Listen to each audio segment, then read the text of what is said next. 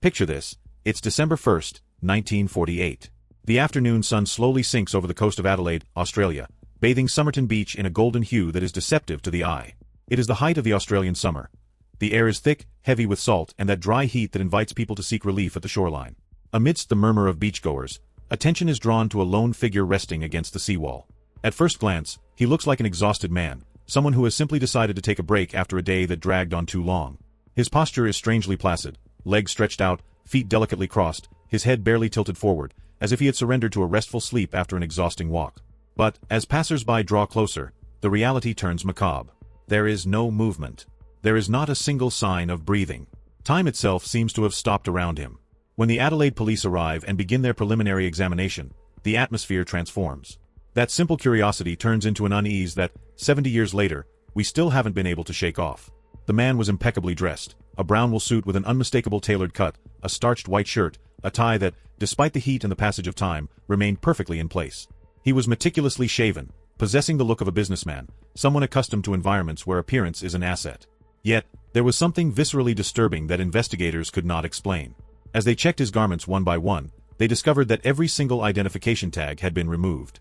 But it wasn't a hurried rip. They were cut away with surgical precision. Absolutely every trace that could link him to a tailor, a brand, or a store had been completely erased. He carried no documents, no wallet, and not a single piece of paper with a name, an address, or a phone number. He was a man in his 40s, of athletic build, with hands that did not show the roughness of someone dedicated to hard manual labor, but rather the softness and care of someone accustomed to a different life. In his pockets, the inventory was as mundane as it was baffling. An aluminum comb, a pack of gum, bus tickets that didn't seem to lead to any logical destination, and cigarettes of a brand that, at the time, seemed strange for the area. Who was this stranger? How is it possible that, in the middle of the 20th century, a human being decided to vanish from history and materialize, dressed in a suit, on a public beach, without leaving a single fingerprint that matched any national record? The police tried everything humanly possible.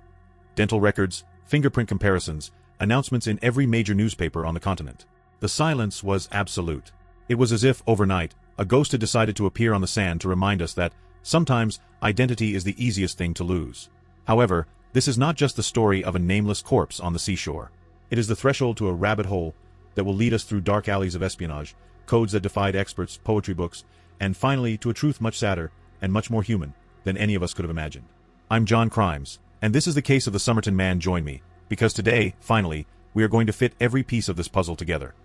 If the discovery of the body on the beach was already baffling, what happened in the following months was as if fate itself were mocking the investigators.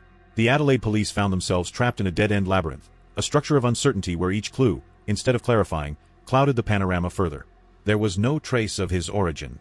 Someone had made the determination to eliminate every shred of background with a thoroughness that bordered on the obsessive.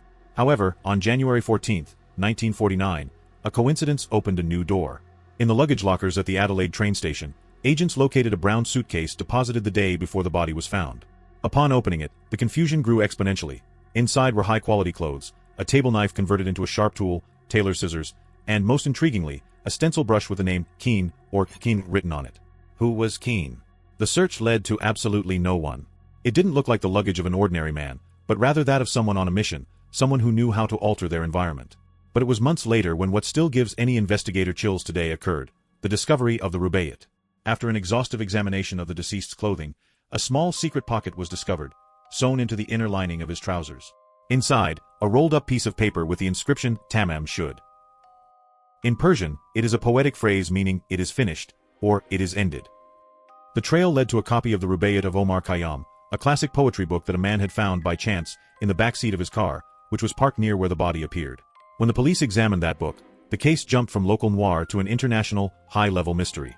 On the inner back cover, there were handwritten markings, a local phone number, another unidentified number, and, most disturbingly, a coded text in capital letters that seemed extracted from an espionage manual.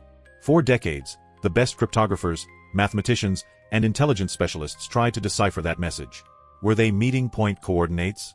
Was it a list of code names? Was it a message intended for a contact within a clandestine network in the midst of the Cold War? The investigators' frustration was palpable. Every time they thought they had a lead to pull on, it would fray. The phone number belonged to a nurse who lived nearby, who, upon being questioned, showed a panicked reaction and nearly fainted when seeing the unknown man's plaster death mask, though she never confirmed if she actually knew him. That was a scenario designed to mislead. Why carry a poetry book with a hidden encrypted code? Why leave a suitcase with specific tools for marking tasks?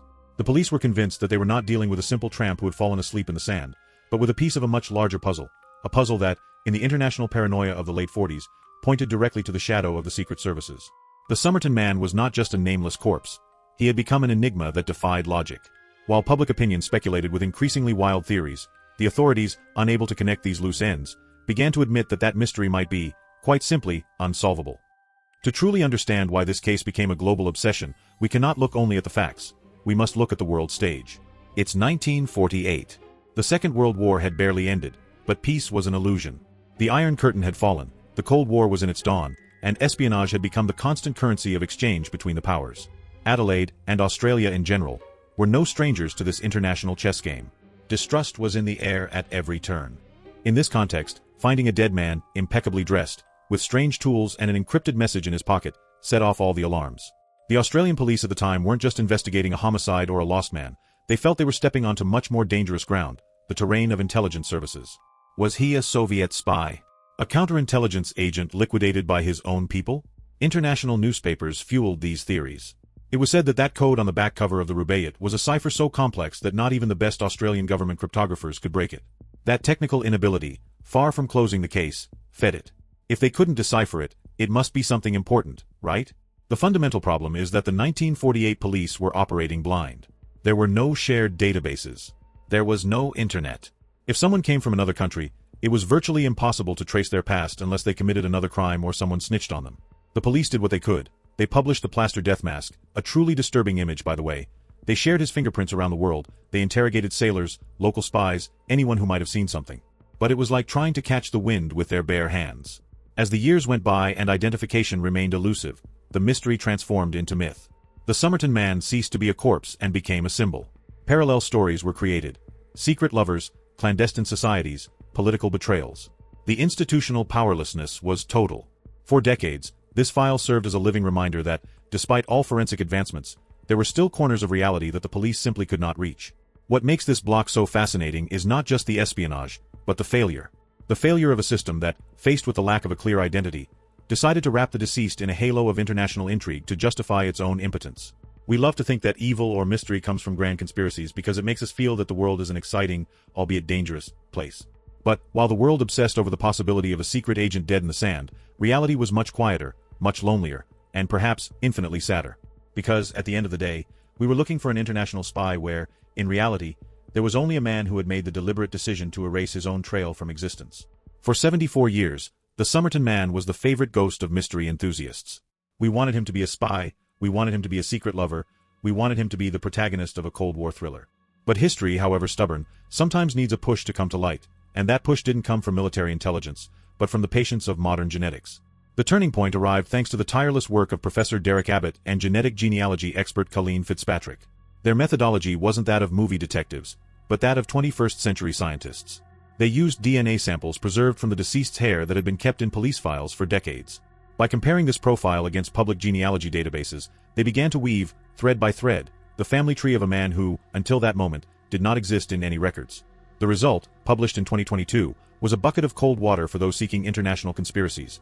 The Somerton Man had a name and a surname. His name was Carl Charles Webb. He was an electrical engineer and instrument maker born in 1905 in Melbourne. Who was Carl Webb, really? He was not an undercover agent behind enemy lines. He was a man with a deeply complex private life.